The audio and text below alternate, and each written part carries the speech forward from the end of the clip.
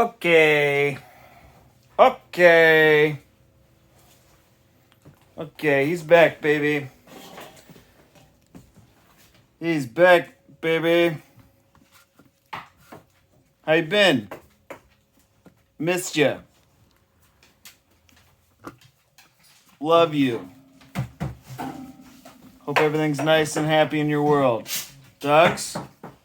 It's not time to eat yet. It's a peavey bandit. It's a bandit 65. There's a bandit 65. There's a bandit 75. That's a 1x12 solid state combo made by the great Peavey Corporation, built in Meridian, Mississippi. This one you can see all the way through because the speaker, which is the original Scorpion, Scorpions, the dust cap is off. Why is it off? I don't know.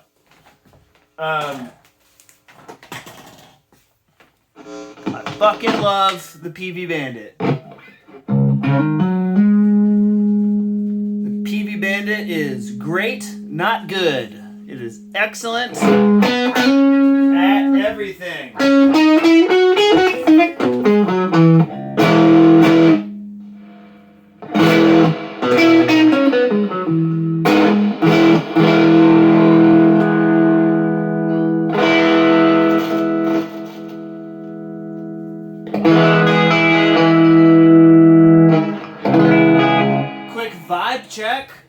Quick vibe check. The knobs on your PV Bandit don't crackle when you turn them. Well, you accidentally bought a Fender Blues Jr., my man. That is not a PV Bandit. Oh, your PV Bandit doesn't have any pitting on the chrome parts. You are probably a fucking cop. Your PV Bandit has the badge. You lucky duck. Not many of them do.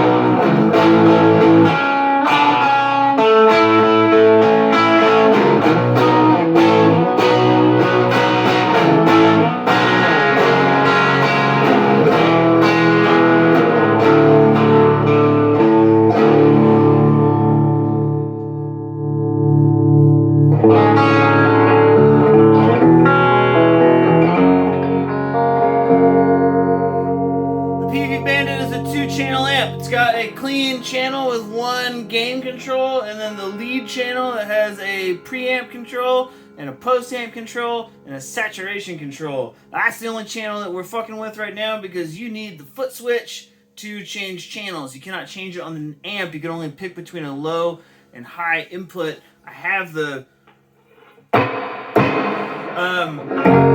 foot switch for it. Actually, now that I think about it, it's in the back of the amp. But you can do everything with this one channel. So I don't usually make a fuss over being able to switch. But I guess if you wanted to run it live, it's a good thing to have. This is a PVT60, but the neck is made by a North Carolina company called Obscura Manufacturing, ran by a gentleman named Scott Hughes. You may own a pedal whose enclosure was drilled and powder coated and prepped and everything by Obscura. They do a lot of work for doomy folks like Fuzzlord and a lot of other work that I wouldn't know of offhand. So no need to intentionally to unfairly small in their footprint to just the Doom community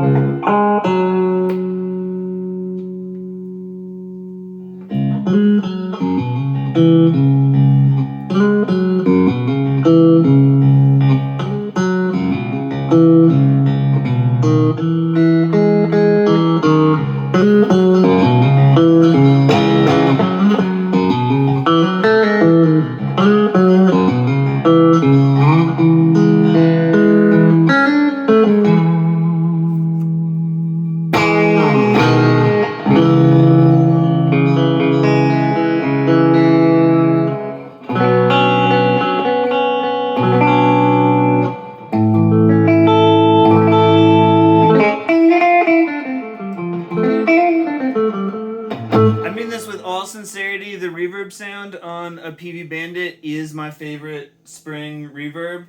The Peavey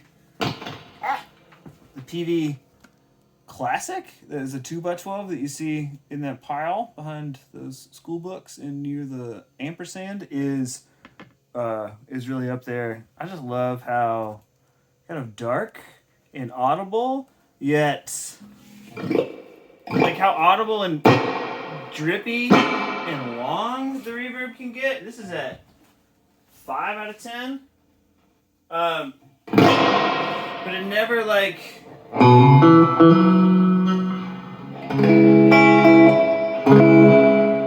becomes the entire thing.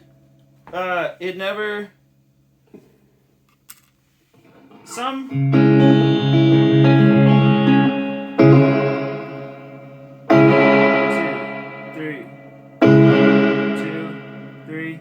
4,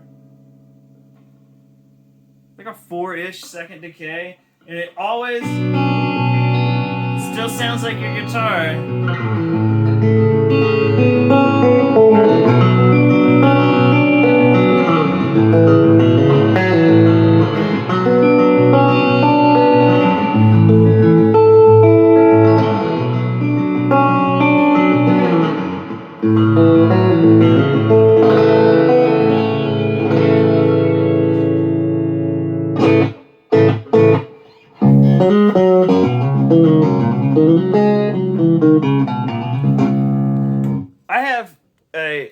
Okay, so we've got just like a big monster 1x12, and then here's another monster 1x12. Where is it?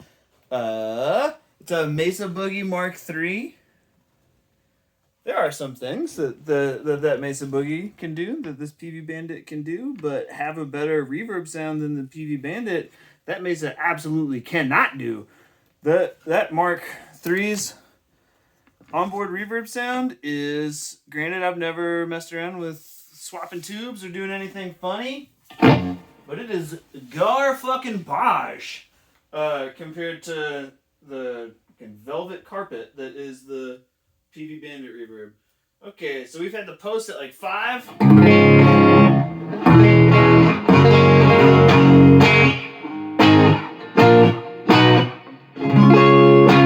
And the pre at 2 with the bright push-pull pot.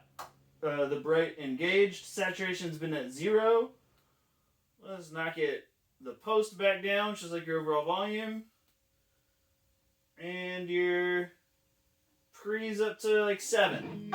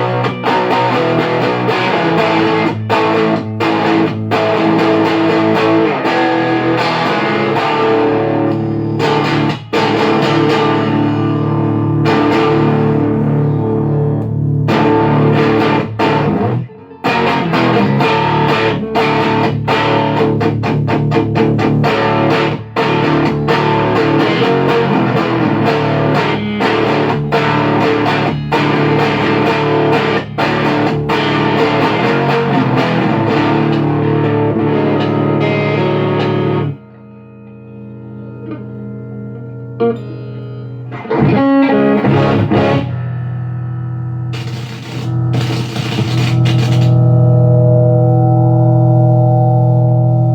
and pre are at the same place. Now the saturation is at 5.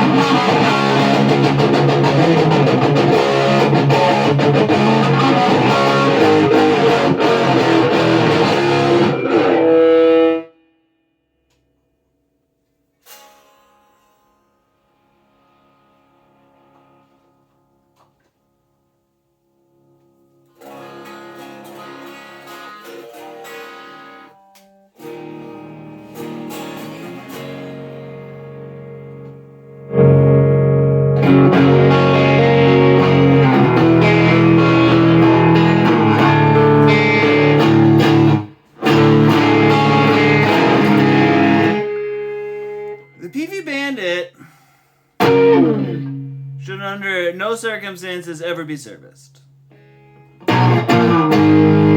This is the Mad Max of amplifiers.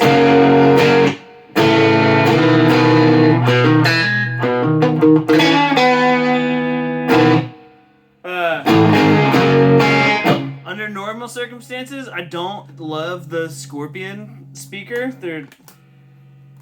I don't know, they're kind of cool because here's the rub on the Scorpion is that many of them have a self-destruct feature, and it's a pain in the ass. So there's in the back of the speaker,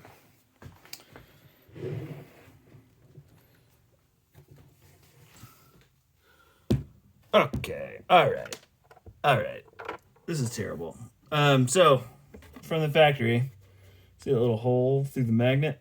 That hole would have been covered up by some like foam, just normal ass foam, and that foam is the same kind of foam that you know how your shitty car, the headliner of the car detaches from the ceiling because the foam loses its adhesion because it started to deteriorate from age. The same thing happens inside that speaker because it's foam and not like a piece of mesh. Like wire, it disintegrates into the speaker cone itself, which is on the inside of the magnet, which is where the coil gap side of the magnet is, and that is where the voice coil moves in and out of that speaker gap. And as the foam deteriorates, oftentimes pieces of that foam will get stuck in the magnet gap, and then you get what sounds like voice coil rub, because it is. Sometimes you can just take the basket off of the magnet, because that is a design feature of a Scorpion that is kind of cool. You can get in there with like a business card and clean out the voice coil gap, and you'll be right as rain. But most of the time that doesn't work, and then you've got a shot speaker that you need a new magnet for, or a new basket for, or the entire thing is just fucking fried. So it's a bummer, but they are like 200 watts and kind of unbreakable, and you can play bass through them. They also have a weird mid frequency hump that is sometimes is like not sounds bad, not good. But with that T60 and tuned to C sharp standard, like I am on that T60, I think it sounds fucking great. And that mid hump also makes it so if you put your T60 into out of phase mode, it's like super quacky, cocked wah sound. So I'm kind of loving this speaker inside of it. But I've had to go full old Yeller on enough Scorpion speakers at this point that I'm riding this train until it is fully fucking broken down. I'm not going to try and get a new cap for that speaker or anything. Also, I can't remember if I said this or not. Peavey Bandits, the Peavey Bandit 65s are cheap. They are cheap as a motherfucker. They are so inexpensive. That one cost me $90. The other Peavey Bandits that I've had in my life were $40 and $60. It used to be that I would just like sell a Peavey Bandit sooner than I would sell a spare tube screamer when I just like needed $100. Because I always knew that I would kind of come across another one, and that one that I came across would be less than $100. Those days are numbered. They are not around anymore in the same kind of way, where you can just kind of see them like whispering away. And this is going to absolutely be a like $200, $300 amp. I mean, I'm sure some music stores are able to sell these amps to $300 to people who aren't Peavey dorks and don't expect all things Peavey to cost a nickel, because they were able to buy all things Peavey in 1991, for a nickel or whatever. But for somebody, if you were just to say like, oh, hi, I have this amp. There's no MDF in it at all. This is what it sounds like. And this is how reliable it is. And this is what it sounds like. I would like $400 for it. Or you can pay me $800 or $1,400 or whatever, and you could buy this like Vibrochamp reissue or like a Princeton reissue or something like that. I think I would totally pick the Bandit. I just love peavey bandits. Are all peavey bandits cool? I don't know. I've never played one of the red ones, the black and red ones, like the last USA made ones. I've never played one of those. I've never played any of like the new ones. I think I've tapped out on newness with the 65. 65 is a power rating. If you see a special 130, that is also a Bandit, but it's got double the power. I was just kidding when you said you should never service these amps. You absolutely should.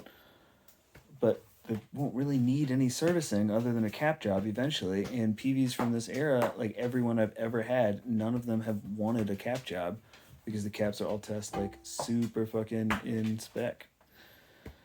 It feels good to just like yammer towards a camera and play guitar loudly towards a camera. So that's fun. There are now 60-some of you idiots on the internet who are subscribed to this channel. So that's fun for me. And like I mentioned in some of the latest videos, I'm not around as much because I started law school because I'm gonna go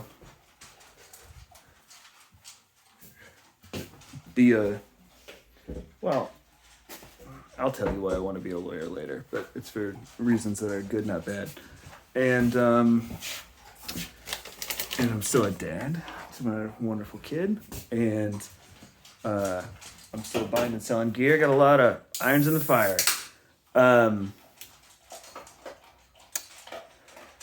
Really running out of steam. Moral of the story.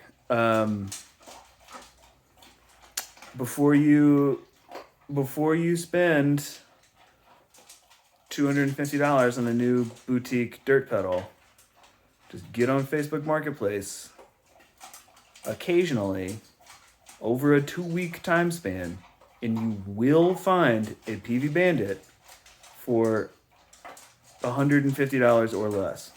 And it is absolutely worth it. My comparison between like peavey Bandit versus one of the more expensive like Fender reissues is not to say that the peavey Bandit sounds better than those Fender reissues. I don't care if they sound better or they don't sound better. That's a subjective decision. The point that I'm trying to make is that the value proposition for the amount and variety and quality of noise that you get for those price points